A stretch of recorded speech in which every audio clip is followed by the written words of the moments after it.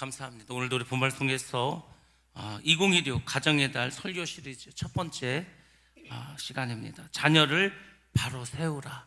어디서? 하나님 앞에서. 우리가 자녀들을 잘 세워야 됩니다. 근데 어디서 세워야 되냐면 하나님 앞에서 잘 세우셔야 됩니다.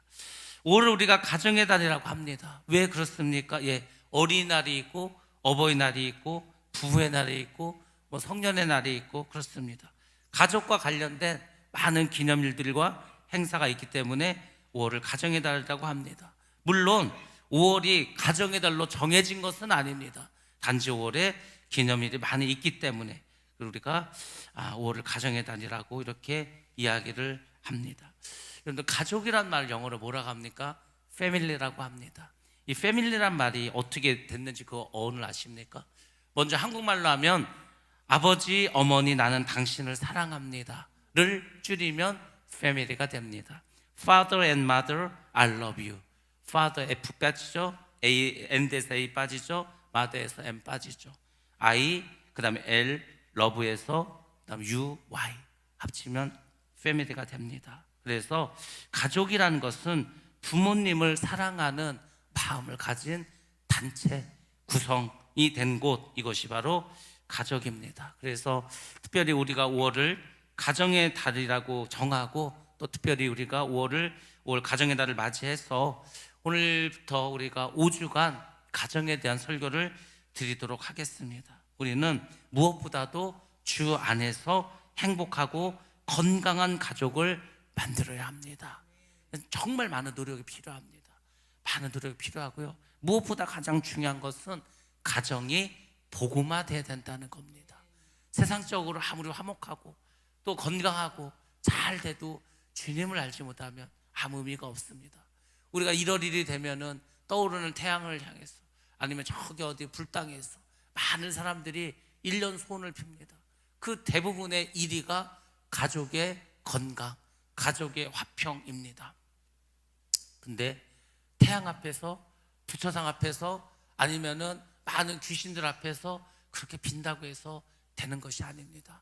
가족의 행복은 하나님 앞에 있을 때 온전하게 이루어진 줄로 믿습니다. 그러므로 우리 가정에서 심사할 때 것은 무엇보다도 가정의 복음화, 모든 가족이 예수 믿는 것, 그것이 가장 소중하고 중요한 일인 줄로 믿습니다. 오늘날 많은 가정들이 무너지고 있습니다. 자녀들이 흔들리고 있습니다. 그렇게 오늘날 우리가 정의 내리고 있습니다. 많은 세대들이 우리가 살아가는 이 세상에서 특별히 자녀 양육이 매우 어려운 시대라고 말을 합니다. 왜 자녀들이 키우기가 어렵습니까? 물질로는 풍요합니다. 우리가 지금까지 물질이 풍요한 자가 언제 있었습니까? 모든 것이 풍족합니다. 특별히 금사는 사람보다 물질이 더 풍부한 것 같아요. 행사를 하면은 애들은 별로 없고요, 애들을 주기 위한 상품만 잔뜩 쌓여 있어. 그래서 제가 어느 그 바자를 갔더니 아이들이 선물을 자루에다 가져가서, 자루에다가 그냥 이게 종이 박스에 가져가는 게 아니고 자루에다 싣고 가더라고요. 왜? 애들은 없고 물건은 많으니까. 근데 여러분, 그렇게 물질은 풍요한데 마음은 공허한 세대입니다. 마음은 텅 비어 있어. 무엇으로도 채워지지 않습니다. 또 정보는 넘치는데 진리는 없습니다. 유튜브를 키면은 무수히 많은 설교가 나오죠. 많은 정보가 있죠. 근데 쓸만한 것은 별로 없습니다. 오히려 가짜 뉴스가 너무 많아서 어떤 게 진짜인지 몰라. 요즘은 AI가 발달해서요, 이게 사람이 말하는 건지 AI가 말하는 건지 구별하기도 어려워. 그래서 뭐가 나왔냐면 이게 사람인지 로봇인지 AI인지를 구별해주는 그런 어플도 나왔습니다. 워낙 똑같이 만드니까. 앞으로는 이제 로봇이 활개치는 세상이 되지 않습니까?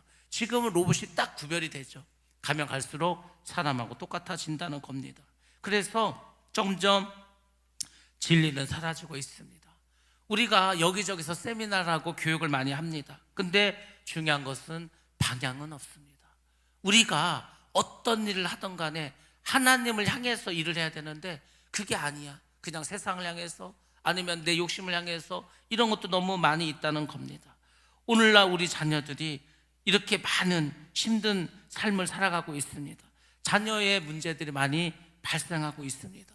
우리 자녀들에게 있어서 가장 큰 문제들이 무엇입니까? 첫 번째로는 신앙이 약해졌다는 겁니다. 뭐 제가 이런 얘기하면 저도 라떼가 자꾸 되는데, 제가 이게 주일학교 다닐 때는요 그냥 하여튼 많았습니다. 아이들이 여름 성경학교를 하면은 얼마나 막 졸린지 모르겠어요. 그때 이렇게 좀 새벽에도 했는지 하여튼 교회에서 자면서 뭘 하면은요 뭐 딴 건 생각이 안 나. 그냥 하여튼 되게 힘들었다, 잠을 못 잤다, 그 생각 나는데 그래도 주 기억 속에 있습니다. 그러니까 이 교회들마다 아이들이 많았습니다. 행사도 많았습니다. 그때 뭐 PPT가 있습니까? 뭐가 있습니까? 그냥 이렇게 궤도로 넘기는 그걸로 풍금 있지 않습니까? 이런 거 하나도, 피아노도 없습니다. 풍금 아십니까? 풍금으로 했어.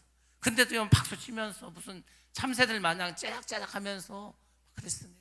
근데 그런 게 없어졌죠. 그때는요 애들도 방언했습니다. 애들도 눈물을 흘려 기도했어. 애들도 제가 주의 종이 되겠습니다. 애들도 제가 부모님께 죄를 졌습니다 막 회개하고 했다니까요. 근데 오늘날 그런 믿음이 우리 자녀들에게 다 사라졌다는 겁니다. 두 번째로 인내가 없어졌습니다. 참지를 못합니다. 예전에는 다 못 살았죠. 진짜로 도시락을 싸올 수 없는 사람들도 있었습니다. 어려운 학생들 많았습니다. 뭐 육성예배를 못 내서 선생님이 혼나는 그런 일도 있었습니다. 그렇지만 그 가난과 그 배고픔과 그걸 인내하면서 내가 살 길은 공부밖에 없대서 정말 새벽에 그 졸린 잠을 깨우면서 새벽 4시 5시 일어나서 공부하고 막 하지 않았습니까? 근데 오늘날은 그런 인내가 없습니다. 세 번째로 오늘날 우리 자녀들은 정체성이 흔들립니다. 내가 누군지를 모르는 거. 내가 누군지, 내가 뭔지를 몰라. 그냥 기계의 한 부속품처럼 살아가는 거야. 전부 다 사실은 중독에 빠져 있습니다. 중독에 빠져 있으니까 내가 나를 찾지를 못하는 거예요.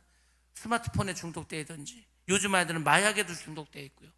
중독이 너무 많아. 도박에도 중독되어 있습니다. 그러니까 수업 시간에도 스마트폰 꺼내놓고서 도박하는 거예요.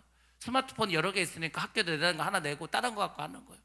뭐 술 먹고 담배 피고 이건 이제 뭐 일도 아니죠.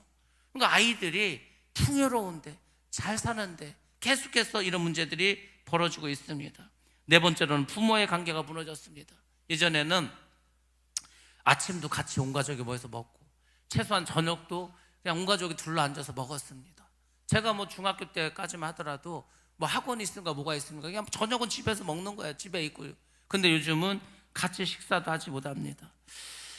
자, 왜 이런 일들이 벌어졌습니까? 이유는 하나입니다. 많은 이유가 있지만 결론은 하나라는 거죠. 왜 그렇습니까? 하나님이 없이 자녀를 키우기 있기 때문입니다. 하나님이 없이 자녀를 키우면은요, 세상적으로 아무리 잘 된다 하더라도 반드시 문제가 생깁니다. 그래서 우리 부모들이 깨달아야 할 것이 있는데, 그것은 뭐냐면 자녀는 하나님께서 맡겨주신 부모의 사명이라는 겁니다. 자, 우리 한번 먼저 말씀 보겠습니다. 시편 127편 3절 말씀 한번 보도록 하겠습니다. 시작. 보라, 자식들은 여호와의 기업이요 태의 열매는 그의 상급이로다. 아멘. 아멘. 예, 이 말씀을 보면은 자식은 여호와의 기업이라고 했어요. 기업. 그리고 태의 열매는 그의 상급이로다, 이렇게 말해주고 있습니다. 하나님이 주셨다는 거죠. 하나님, 주님으로부터 왔다는 겁니다. 그래서 자녀는 내 소유가 아니라는 겁니다. 서양 사람들은 아기가 태어난 분만실을 뭐라고 하는지 아십니까? 거기를 배달한 곳, 하늘로부터 배달된 곳이라는 의미로 사용합니다. 그러니까 자녀는 하늘로부터 왔다는 겁니다. 내 소유가 아니라는 거죠. 그리고 그 자녀는 하나님께서 나에게 주신 사명이라는 거예요. 사명감을 가지고 자녀를 키워야 된다는 겁니다. 근데 오늘날의 부모들이 큰 착각을 하고 있습니다. 어떤 착각을 하냐면 내 자녀를 내 마음대로, 내 계획대로, 내 생각대로 키우려고 한다는 겁니다. 많은 부모들이 자녀를 어떻게 생각하냐면 내가 이루지 못한 꿈, 내가 이루지 못한 한, 이걸 자녀를 통해서 어떻게 대신 좀 이루려고 하는 거예요. 여러분들, 자녀와 나는 다른 사람입니다. 별개입니다. 내 게 아니야. 왜 내 꿈을 자녀를 통해서 이루려고 합니까? 왜 내가 이루지 못한 한을 자녀를 통해서 해결하려고 합니까? 그러니까 자녀들하고 자꾸 멀어지지 않습니까? 우리가 성공시키는 것이 자녀들을 위한 부모의 목표가 돼서는 안 됩니다. 성경은 분명히 말하고 있습니다.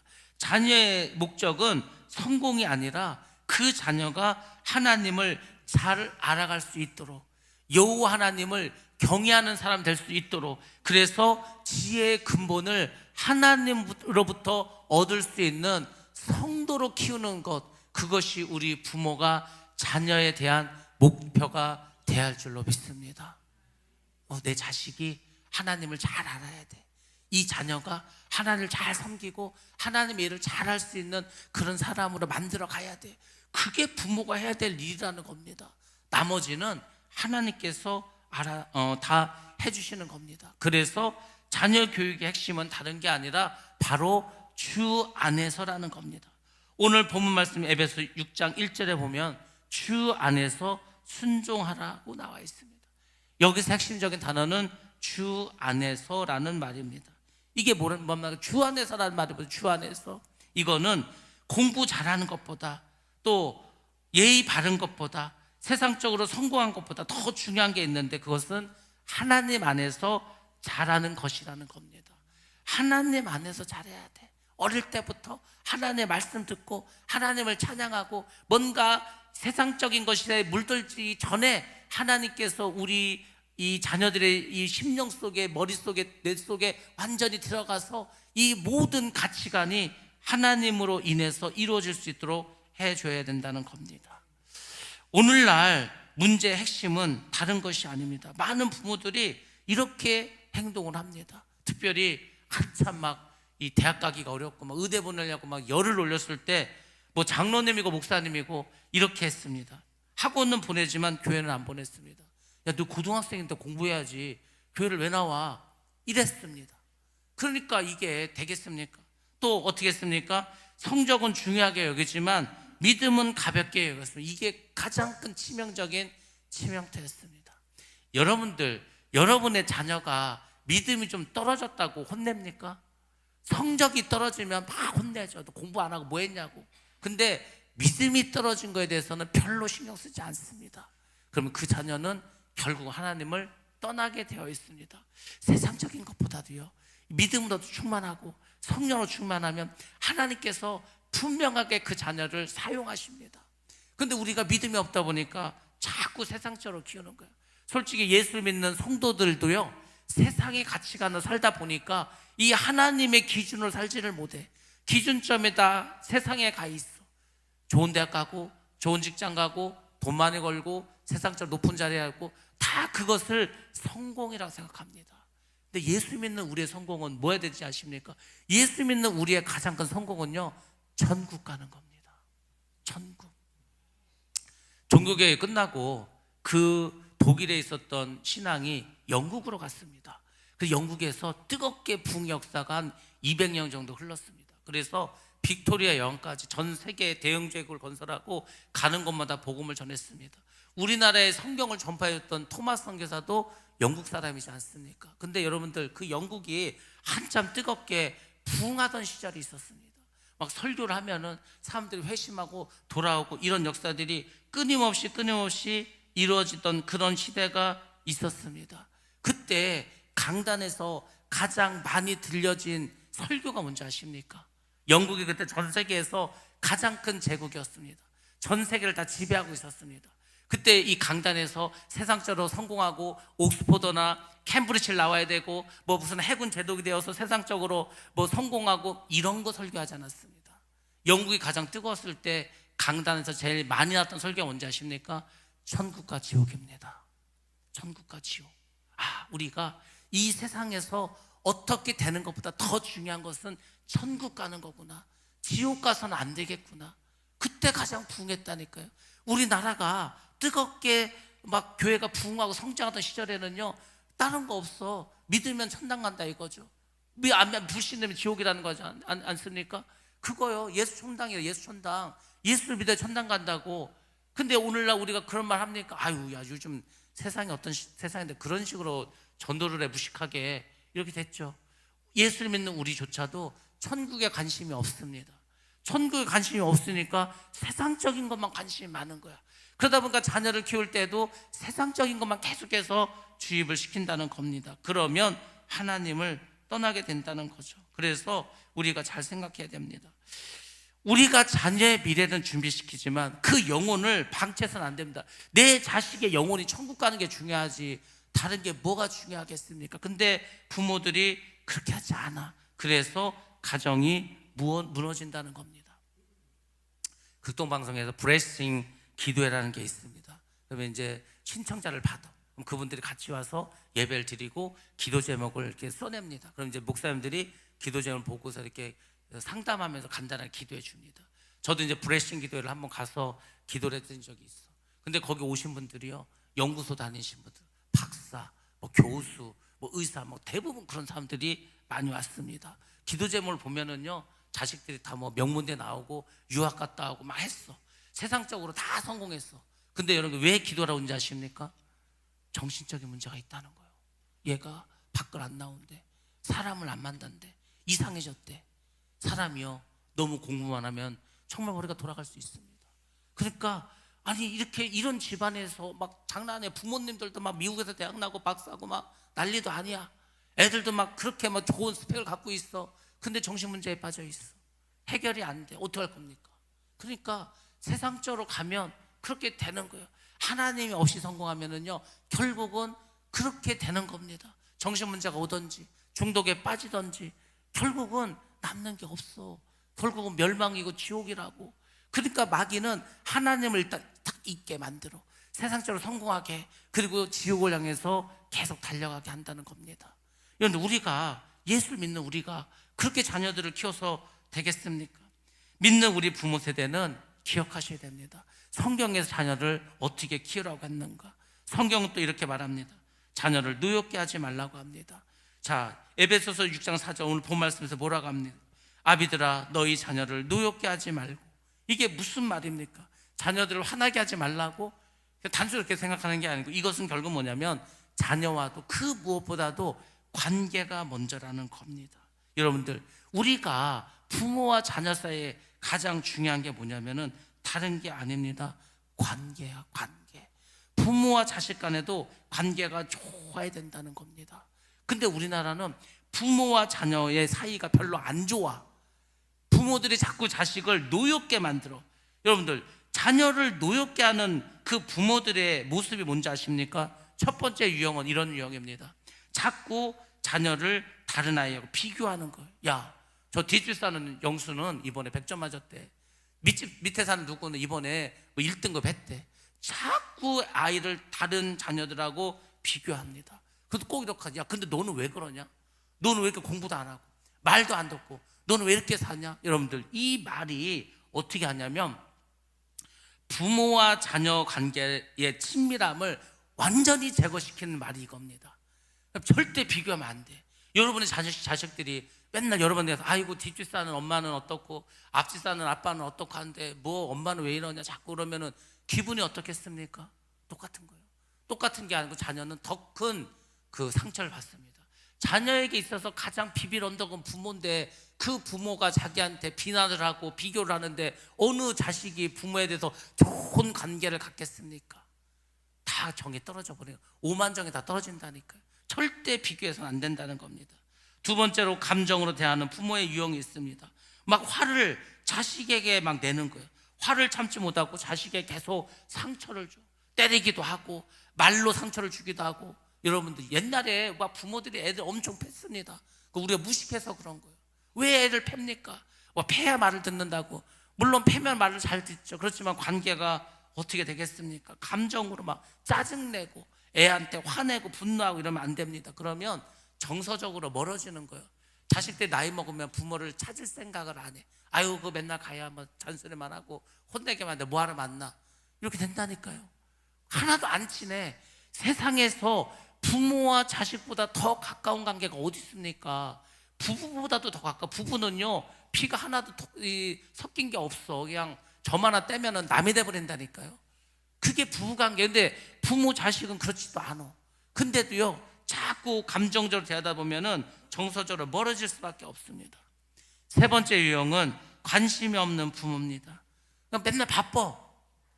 맨날 바빠서 그냥 돈 한 10,000원짜리 주고, 야, 너 오늘 점심 뭐 사 먹어라. 친구들하고 모여서 저녁에 뭐 사 먹어라. 그렇게 하고 이제 애들을 그냥 알아서 그냥 살으라고 방치하는 거죠. 방임하는 거죠. 그래서 애들이 사고를 치는 겁니다. 이런 집 애들은 비행을 저질러 나가서 도둑질하고요, 싸우고 합니다. 도둑질하고 싸우는 게 뭐가 없어서 도둑질하는 게 아니야. 싸우는 게 정말 뭐 싸울 일이 싸우는 게 아니에요. 그렇게 해야만 부모가 그나마 관심을 가지고 오는 거예요. 내가 경찰서에 끌려가야만 그때 부모 얼굴 볼 수 있는 거예요. 그래서 사고 치는 겁니다. 땡깡 피는 거고, 나 좀 어떻게 좀 바라봐 달라고. 그때 부모들이 뭐 이 핑계 저 핑계 대고 방임하는 것도 많이 있습니다. 이게 이제 세 번째고요. 네 번째가 제일 중요합니다. 네 번째는 믿음을 보여주지 않는 부모입니다. 나쁜 부모예요, 나쁜 부모. 예수를 믿는데, 교회를 다니는데, 중직자인데 믿음을 자녀들에게 보여주지 않아. 말은 막 그냥 뭐 믿음을 살아라, 교회 가라 막 하는데 삶으로 보여주지 않아. 그러면 그런 자녀들은 나중에 영적인 문제를 일으킵니다. 귀신을 봐, 귀신을 막 두려움 속에 살아. 그게 되는 거죠. 그러니까 우리가 지금 얼마나 이 믿는 자로서 부모로서 자식을 잘못 키워왔는가.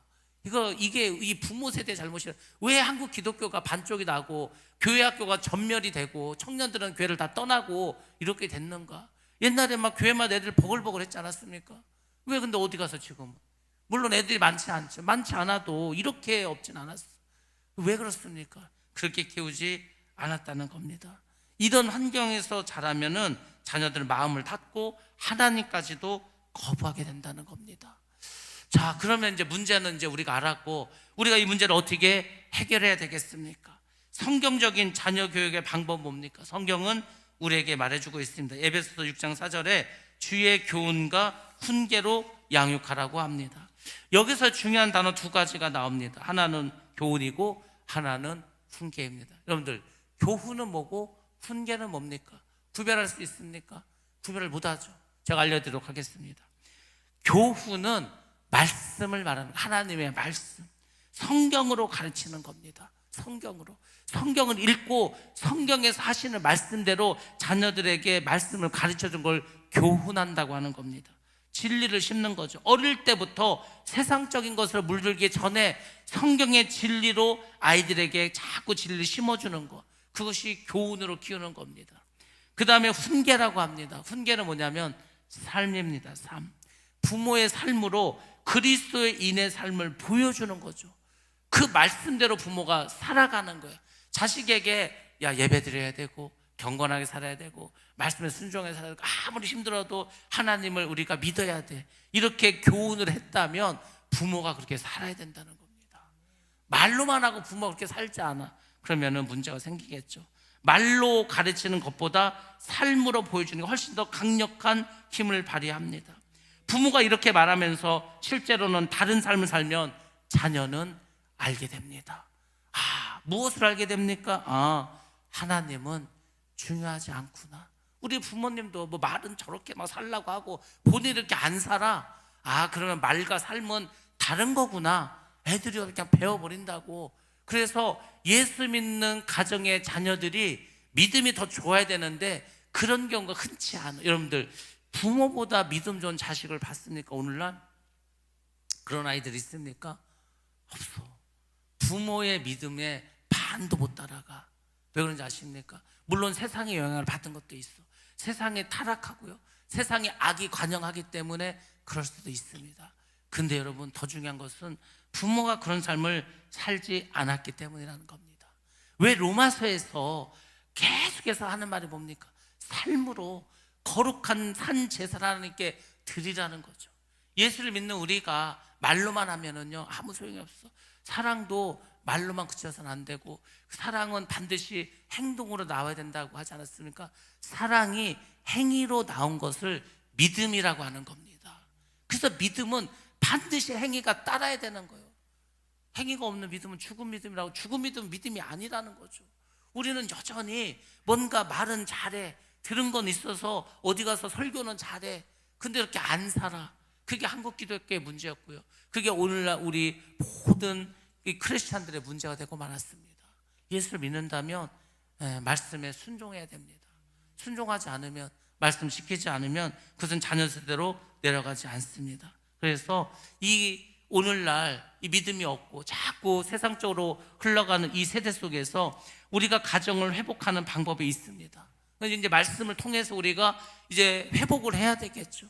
어떻게 해야 우리 가정들이 믿음으로 살아갈 수가 있고 자녀들 믿음으로 키울 수가 있을까? 여러분들이 잘 기억해 주시고 반드시 행하시기 바랍니다. 첫 번째로는 가정 예배를 회복해야 합니다. 가정 예배. 제가 한 대학교 때인가 그때 한국 기독교의 유행이 가정 예배였습니다. 그래서 가정 예배 뭐 책자도 많이 나왔어. 그때 뭐 말씀의 삶이라든지 여러 가지 막 책이 나왔습니다.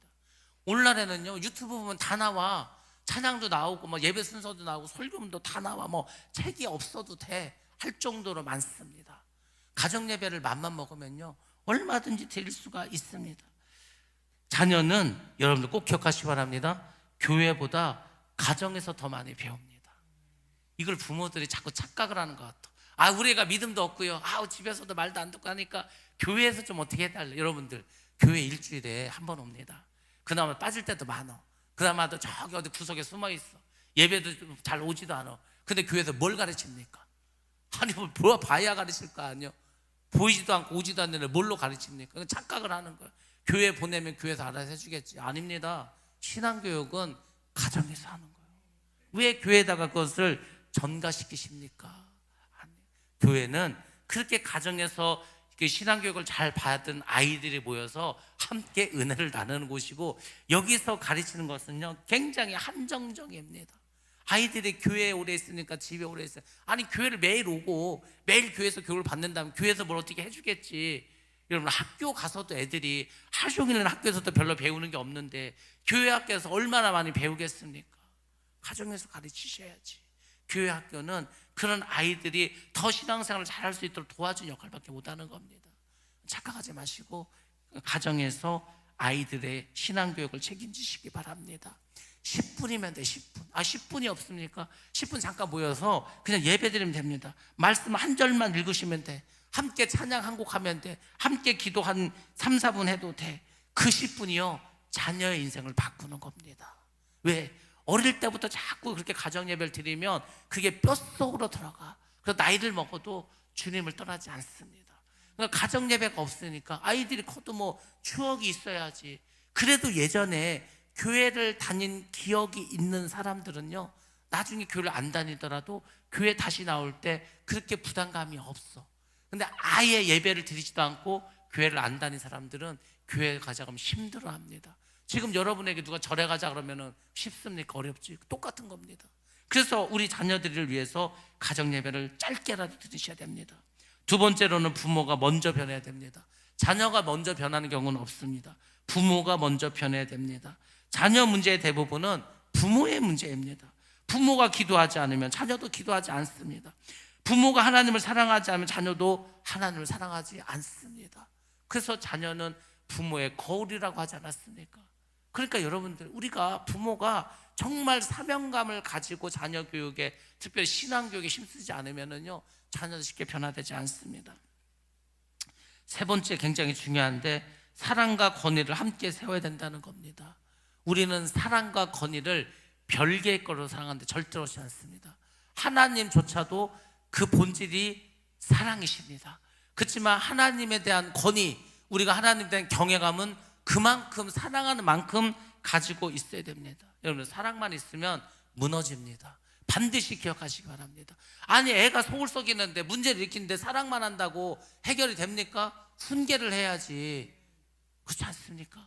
사랑만 있으면 무너져요. 반드시 권위가 함께 세워져야 합니다. 문제는 뭐냐? 어디는 막 사랑만 있어. 애들이 그냥 중구난방이야. 뭐 말도 안 들어. 그냥 지 마음대로야. 또 어딜 갔더니 권위만 있어. 애들이 다 상처를 받았어. 부모에 대한 사랑도 하나님의 사랑도 없어. 그냥 그 권위에 짓눌러져 있어. 그것도 문제라는 거죠. 그래서 사랑 안에서 권위를 세울 수 있어야 되는 거야.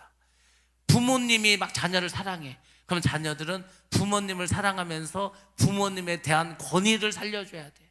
근데 그게 안 되면은 자녀들이 막 부모님에 대해서 우습게 생각해. 부모님 말도 잘 듣지도 않아. 권위가 무너졌다는 거지 않습니까?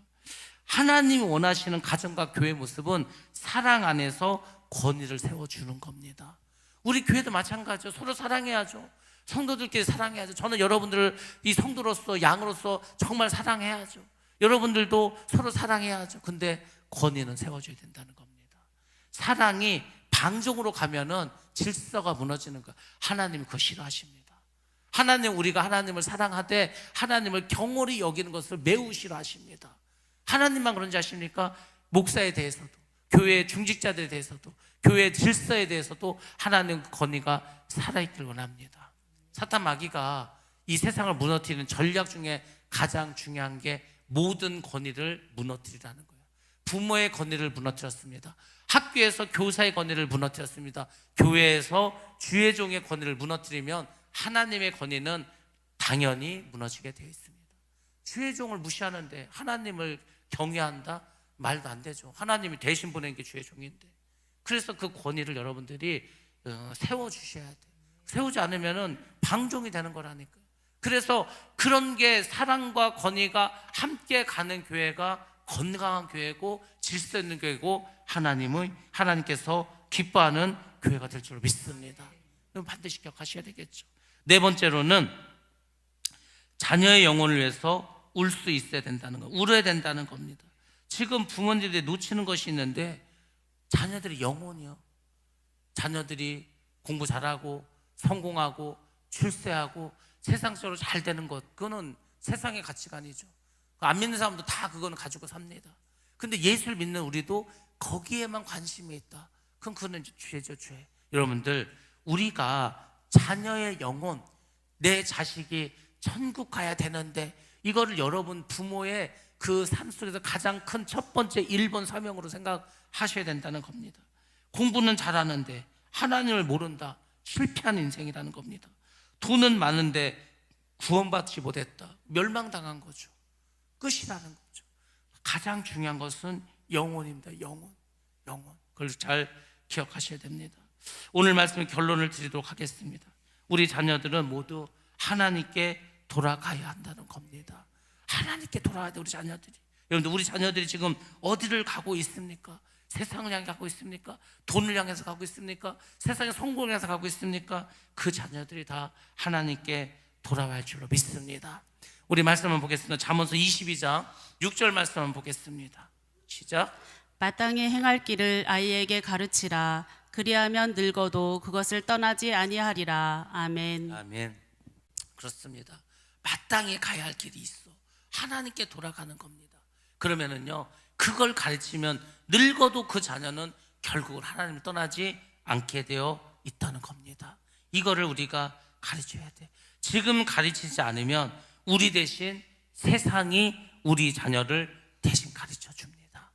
우리가 하나님의 말씀으로 자녀를 가르치지 않으면 우리 자녀들은 세상이 주는 대로 인본주의, 물질주의, 쾌락주의, 세속주의로 다 물들어서 그 심령 속에 하나님이 들어가지 않습니다. 그래서 우리가 자녀들을 가르쳐야 됩니다.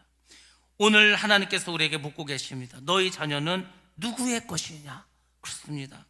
당신의 자녀를 여러분들은 어디로 보내고 있습니까? 여러분의 자녀를 하나님께 맡기고 있습니까? 여러분들, 자녀는 잘 키우는 것이 우리가 잘 키우는 것이 아니라 하나님께서 키워주시는 겁니다. 그래서 우리는 자꾸 자녀를 하나님께 보내야 돼. 예수님도 뭐라 했습니까? 어린아이들 나에게 오늘 막지 말라고 하지 않았습니까? 예수님도 안 막어. 근데 부모들이 안 보내는 거. 부모들이 그 예수님 시절 때는요, 그 아이들을 막 예수님께 안수라도 받으려고 막 부모님께 보냈는데 요즘은 부모님들 자체가 이 아이들을 이 예수님께 안 보내는 거. 지금 다 죄 짓는 겁니다. 다 세상으로 문들게 하는 겁니다. 자꾸 자녀들을 주님께 보내는 거예요. 그래서 주님이 주신 은혜 가운데 살게 하는 겁니다. 그래야 그 자녀가 성공적인 삶을 살아가는 겁니다. 우리는 자녀들에게 하나님을 경외하는 법을 가르쳐야 됩니다. 부모에게 순종하고 어른을 공경하는 법도 가르쳐야 됩니다. 그리고 이웃을 사랑하고 섬기는 법도 가르쳐야 합니다. 그래서 이 모든 것을 모아서 자녀들의 교육 10계명이라는 게 있습니다. 신앙 10계명.